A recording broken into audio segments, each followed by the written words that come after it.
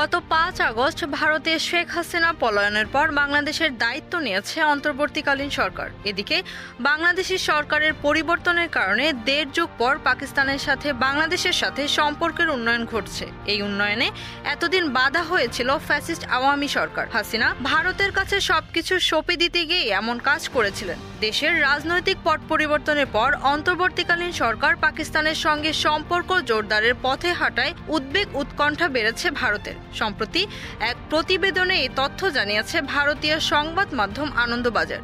কূটনৈতিক বিশেষজ্ঞদের অনেকেই বলছেন, পাকিস্তান এবং বাংলাদেশের সখ্য বৃদ্ধি স্বাভাবিকভাবেই ভারতের জন্য দুশ্চিন্তার কারণ তাতে ভারতের পূর্ব এবং পশ্চিম দুদিকেই এক মনোভাবাপন্ন প্রতিবেশী থাকবে। এছাড়া এতদিন বাংলাদেশে জঙ্গি থাকলে সে দেশের গোয়েন্দা এবং সেনাবাহিনীর সঙ্গে সমন্বয় করে তার মোকাবেলা করার সুযোগ ছিল ভারতের। কিন্তু সরকারিভাবে বাংলাদেশে পাকিস্তানের প্রভাব বৃদ্ধি হলে ভারতের পক্ষে জঙ্গি দমনের সমন্বয় সাধন কার্যত অসম্ভব হবে।